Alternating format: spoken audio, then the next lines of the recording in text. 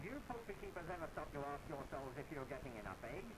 Do you realise that anything from 3 to 4 eggs a day in winter and 5 or even 6 in summer is possible from 6 birds? This film will try and show how laying averages can be improved. The first thing everyone who keeps poultry worries about is where and how to keep them, and then, on second thoughts, a lot of them just don't worry. They'd worry if they had to eat out of this dish and live in these filthy conditions.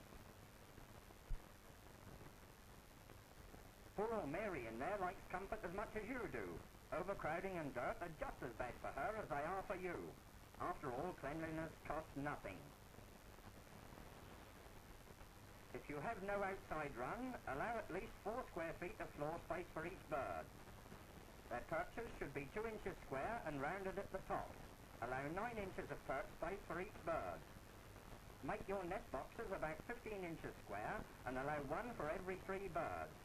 If you have an outside run, 3 square feet of housing space per bird will be sufficient. This typical 6x4 house is what you should aim at. The outside run should be as large as you can make it.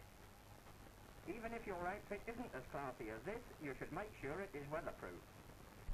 Don't put your house on damp ground, and wherever possible, let it face south or southeast for shelter and sunlight if you can. If it has a wooden floor, build it off the ground and keep out rats. An earthen floor is not easy to keep clean, but if you're keen on this, you should ram the earth down hard and cover it with peat moss, like this. Dried leaves or bracken will do. In wartime, you must make shift. If you're really determined to produce eggs efficiently, you won't let any difficulty stand in the way. This was once a summer house. The owner started with very little wire netting, so she used what she had on a nice cosy section for roosting and made the existing lattice work do for the rest of the house. You'll see that the feed trough and nest boxes are fitted outside the house.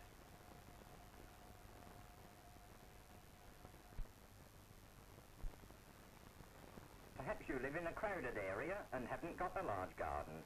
Well, a good coat of lime wash on brick walls and a little ingenuity with whatever materials you have can work wonders. In this case, asbestos sheets have been used and there is plenty of room for each bird.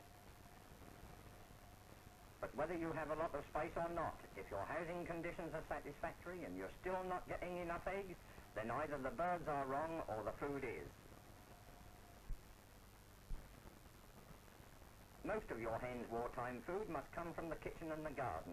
Feeding stuffs usually come from overseas, and now there simply isn't enough to go round. So let's see what we can find around the house. First we have vegetable waste like cabbage leaves, pea shells, runner bean trimmings, and fruit waste such as apple cores, fruit peelings, etc. Then we have meat and fish scraps, bacon and cheese rinds, and so on. And finally, there are scraps from the table. Now all this is excellent food, but it's not enough by itself. It needs balancing, so the government supplies a special balancer meal which, when added to scraps, makes a good egg-producing diet. But before mixing with balancer meal, some of these scraps have to be prepared. Vegetable waste, fruit waste, meat, fish and cheese scraps should be put through a mincer and then cooked. Scraps left over from meals can be put straight into the pot. Cooking is most important. Use as little water as possible, or better still, a steamer. Stale bread crusts and cake, if you can't use them in the house, can be dried in the heat of the oven. After drying, pound it into a meal. It can be stored as it keeps well. It should be used dry and mixed with your balancer meal to give added bulk. When preparing the cooked scraps for feeding, simply add the dry meal and stir until the food is crumbly. Be sure to mix thoroughly. Feed the prepared mash in clean vessels and give it to the birds twice a day, once in the morning and once in the afternoon. Give the birds as much as they will eat comfortably in 20 minutes to half an hour. If they're healthy, they won't play with the food, they'll go for it with a will. Whatever is left over after half an hour, take it away. Surplus garden crops can either be cooked and added to the mash or minced and used raw. Cabbage and kale stems and Brussels sprouts can be hung about 18 inches from the ground, so that in reaching for them the birds get exercise. If you haven't enough waste to feed all your birds, get your neighbours who don't keep poultry to save their scraps for you. But there's no need for you to tackle a job like this on your own. Join your local poultry club. They will put you in touch with other poultry keepers, and you can arrange between yourselves to collect all the scraps in your neighbourhood. Well, if the housing is all right and the food is all right and you're still not getting enough eggs, then your birds need looking at. A woman I know takes more trouble over feeding than most people. She keeps her birds in a regular palace, but she's wasting her time and good food on a lot of duds. I could lay an egg better myself than most of this lot. Look at poor old Maisie, for instance. Medicine won't do her any good. Whoops, dearie. The trouble with her is that she's not only a touch of paralysis, but she was never built for laying eggs.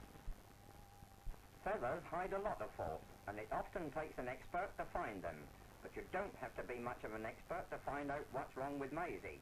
Maisie has a short breast, a narrow back, and that means few eggs from her. How can you tell these things? Well, if you get a dead bird with the feathers off it, you will soon see what to look for. Or, more correctly, what to feel for. This bird has a fairly good breastbone, but slightly crooked. When handling birds, you must try to imagine what lies beneath the flesh and feathers. Florence here, for example, has a short back, as the skeleton shows very clearly. What you must go for is length and breadth of back. The pelvis is another sign of egg-producing capacity. It's quite clear when you see the skeleton that a wide pelvis gap means larger eggs. The narrower the pelvic bones in a laying bird, the smaller the eggs. Outside appearances are equally important. First take the head. A good layer like Maud here has plenty of depth of beak to start with. Look at her bold bright eye. Isn't that a beauty? Her wattles are nice and silky, so is her comb. That's a good head for you. Compare it with Gertrude's. She's got a long, crow-like beak, dead and almost half-blind eye. Look at the pinpoint pupil. Now, Joan here's a real beauty. Look at those wattles and that beautiful beak. This brute looks more like an eagle, and a dirty one at that. Horrible. Take it away. The legs should feel like a lady's kid glove. Certainly not like these horrible scaly specimens. Now meet Maud, the perfect egg producer. She has a nice boat-shaped body built on good foundations. She has a good head and stands well. Every poultry keeper should learn to handle his birds frequently, and this is the way to do it. Pick the bird up firmly and put your left hand beneath its breastbone, taking care not to cross the legs. Then put the end of one wing under the forefinger of the left hand. Next put the other wing under the thumb of the same hand. She is now under perfect control, and you can do whatever you like with her. When you have got rid of your duds, remember that even good birds can't lay forever. This was a good bird once. She's in her second year now and is in full molt. That's a sure sign that her laying days are over. It is essential to watch every bird to see if her egg production is up to scratch. This is quite easy with a small flock. If in doubt, consult your local poultry club. Besides giving advice, lectures, demonstrations and displays on poultry keeping, club secretaries often organise visits to farms and scientific poultry institutes. Here a club is being shown the latest developments at the National Institute of Poultry Husbandry. This battery house is now devoted mainly to testing wartime diets for our birds. Tests made in this house have fully proved the egg-producing value of the food mixtures recommended in this film. Breeding tests are carried out too. It's easy to see from this layout that you should leave breeding alone unless you can copy or even improve upon these conditions. Remember, cockerels only waste precious food and worry your hens. Visits like this give members a chance to study the science of poultry keeping at first hand. Yes, I said science. For though you may be amateurs, you must learn how to produce eggs with scientific efficiency. For that, after all, is the end to which we should all be striving.